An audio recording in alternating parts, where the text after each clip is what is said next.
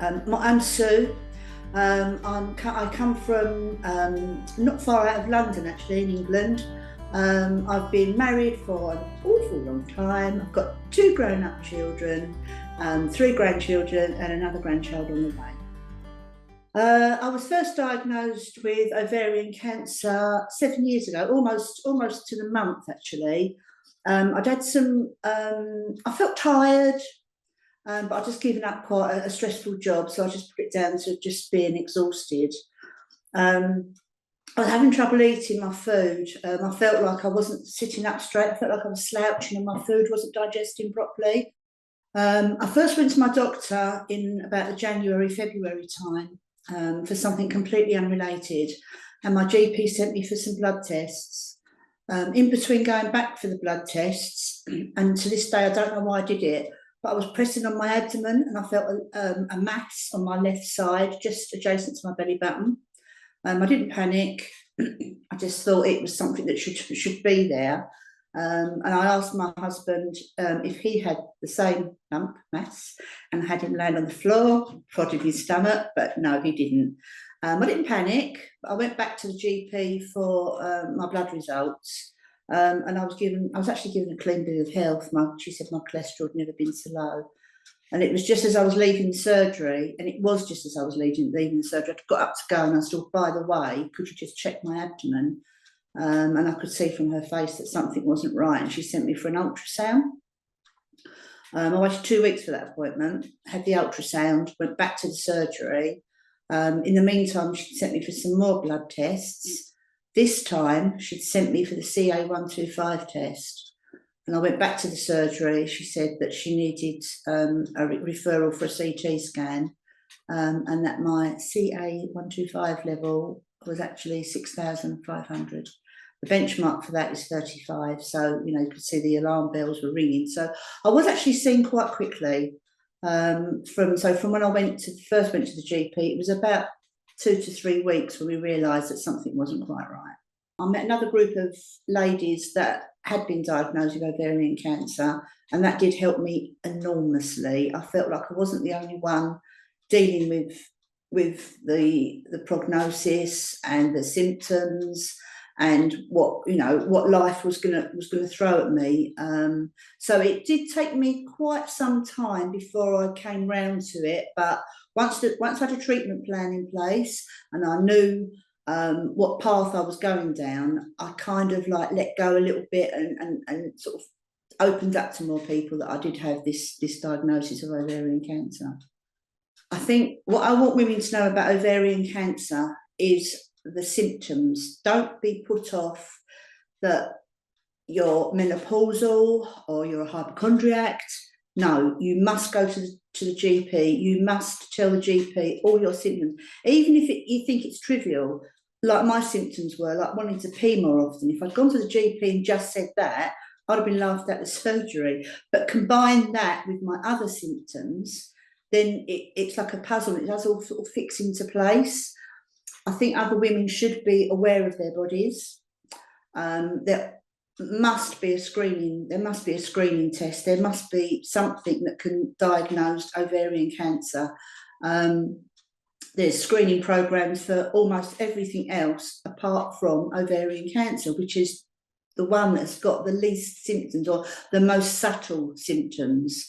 So I think there should be, or I hope soon there will be, a screening process for ovarian cancer. I do also think that the CA125 test should be rolled out per se globally. I know it can throw up some false negatives, but I think women of a certain age should be offered the CA125 test. And my biggest concern is the amount of women that think that the smear test detects ovarian cancer.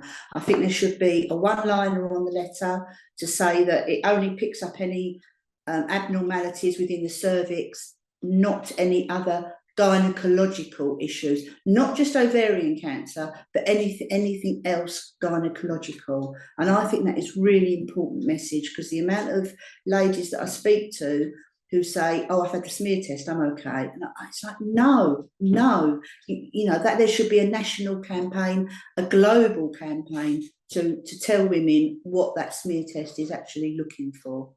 Right, now I've been in remission, I look at life completely differently.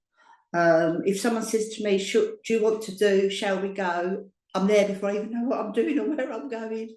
I just feel like you've got to live for today.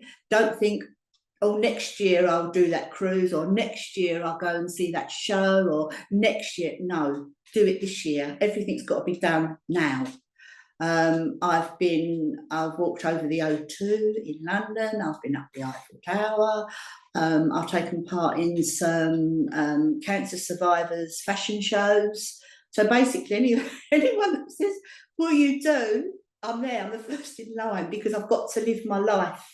I have to live my life. I don't know how much longer I've got. Hopefully, much, much longer, and I'll have no money left. But I do what I can now. That's what cancer does to you. It makes you reassess your life and do it now. Here in the UK, we've got some marvellous ovarian cancer charities. I'm affiliated to the Target Ovarian Cancer Charity, because when I was very first diagnosed, I really didn't know which way to turn. I didn't know who to speak to. It's before I had a specialist nurse looking after me, so it was early days, and I was in absolute turmoil. And I did make contact with the Target Ovarian Cancer Charity, spoke to their specialist nurse on the telephone, and she was absolutely marvellous. She told me exactly what's going to happen, what the operation entailed, how soon I would lose my hair. But it wasn't all doom and gloom. She gave me some hope, which is what I was looking for when I was very first diagnosed. I think the charities here, especially Target, they do a lot of work into research, because, as I said, this is what we need. We need the research. It's so important for a screening program to be found, and Target put a lot of effort and time and effort into that. And the group of ladies that I've actually met and become very friendly with, actually from the Target Ovarian Cancer Charity. It was via their website that I got involved with some wonderful ladies, and we meet up every 3 months. And with that Target, well, I don't know where I'd be. That was my lifeline at the very onset. The reason I wanted to be involved in this project and tell my story is because I want to bring awareness of ovarian cancer to the fore. Let women understand their bodies, don't feel awkward or embarrassed about following up any symptoms they've got, and basically just make awareness of ovarian cancer. It's like it's a cancer that's kind of like been swept under the carpet, and I feel like we're the forgotten ladies, and I, for one, will not be a forgotten lady. We've just got to keep beating that drum and let every woman out there know about ovarian cancer.